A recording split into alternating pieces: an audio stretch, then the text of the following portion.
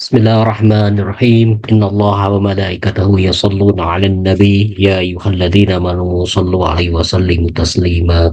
Allahumma shalli 'ala sayyidina Muhammad wa ala ali sayyidina Muhammad. Allahumma shalli 'ala sayyidina Muhammad wa ala ali sayyidina Muhammad.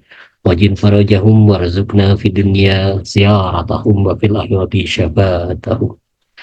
Allahumma kun li walikal hujjati ibn Hasan salawatuka alaihi wa ala abaihi في هذه الساعة وفي كل ساعة وليا وحافظا وقائدا وناصرا ودليلا وعينا حتى تسكنه أرضك طوعا وتمتعه فيها طويلا برحمتك يا أرحم الراحمين برحمتك يا أرحم الراحمين وصلى الله على سيدنا محمد وعلى الطاهرين والحمد لله رب العالمين.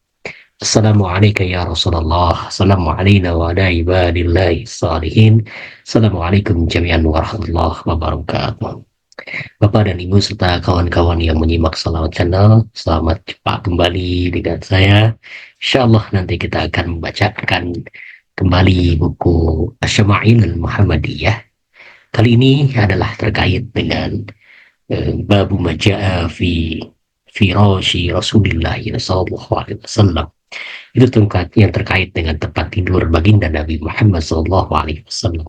Ummul Mukminin Aisyah radhiyallahu anha bercerita, "Innama kana firasyu Rasulillah sallallahu alaihi wasallam alladhi yanamu alaihi min adamin hasyuhu lifun."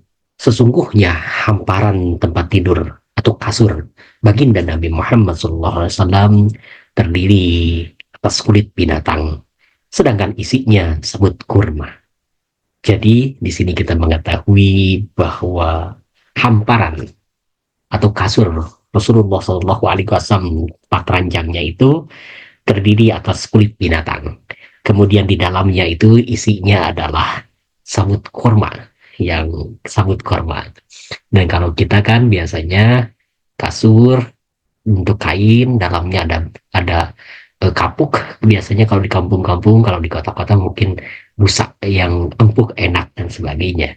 Kebayanglah kalau misalkan kita seperti Rasulullah SAW dari kulit binatang, kemudian isinya adalah pelepah, isinya adalah sabut kurma dan atau sabut kelapa dan sebagainya, pasti akan terasa tidak nyaman untuk kita.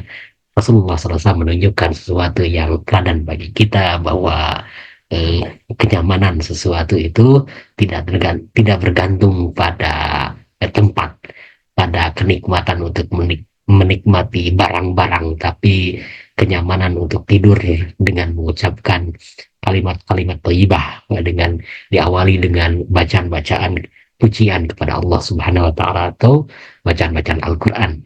Muhammad Sadiq bin Al-Bakir menyampaikan pada kita, su'ilat Aisyatu ma kana firasyu Rasulillah sallallahu alaihi wasallam fi baitiki qalat min adamin hashwuhu min lifin wa su'ilat hafsatu ma kana firasyu Rasulillah sallallahu alaihi wasallam fi baitiki qalat mishan nasnihi shaniyataini saya nama alaihi falamma kana dhata lailatin qultu law sanaituhu arba'a saniyatin lakana aw ta'anahu fasannaitnahu lahu bi arba'i saniyati falamma asbaha qala ma farashtumu li lil lailah. Qalat kulna huwa firasuka illa anna sannainahu bi arba'i saniyat. Fakulna huwa ta'ulak qala rudduhu li halatihil ula fa innahu mana'atni wa ta'atuhu salati lailah. Aisyah radhiyallahu anha pernah ditanya, apa yang menjadi hamparan tidur baginda Nabi Muhammad SAW? Jadi apa kasur Rasulullah SAW itu di rumah Anda itu apa yang dipakai oleh tidur baginda Nabi Muhammad SAW? Aisyah radhiyallahu anha menjawab, terbuat dari kulit binatang, sedangkan isinya sabut kurma. Hafsah Ummul Mukminin radhiyallahu anha juga pernah ditanya, apa yang menjadi hamparan tidur Rasulullah SAW? Hafsah menjawab, kain dari bulu yang kami lipat dua. Di atas itulah Rasulullah SAW tidur. Pernah suatu malam aku berkata dalam hati, sekiranya kulipat menjadi empat lapis kain itu, tentu akan lebih empuk baginya. Maka kain itu aku lipat menjadi empat untuk Rasulullah SAW. Manakala waktu subuh, beliau bersabda, apa yang kalian hamparkan sebagai tempat tidurku tadi malam? Hafsah menjawab, itu adalah hamparan tidur Anda juga. Hanya saja kami lipat empat. Kami kira akan lebih empuk bagi Anda.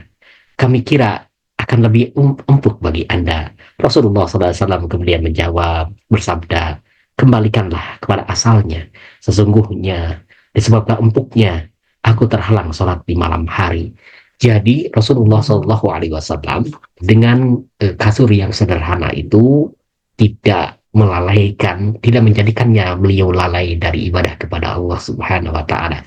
Jadi kalau kenapa Rasulullah SAW itu menikmati kasur yang tidak empuk, kasur yang sederhana yang terbuat dari kulit binatang atau yang kain saja hanya dihamparkan begitu saja, itu agar beliau terhindar dari kelalaian untuk beribadah kepada Allah Subhanahu wa Ta'ala.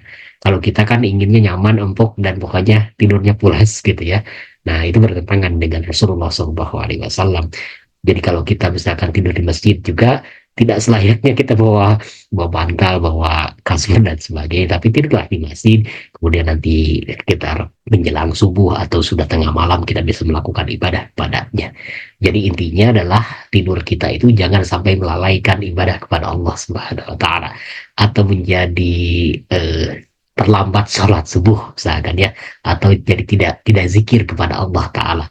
Itu sepertinya sih yang pesan utama menurut saya dan berdasarkan pada pembacaan kita pada buku Syama'ilul Muhammadiyah. Wassalamualaikum warahmatullahi wabarakatuh.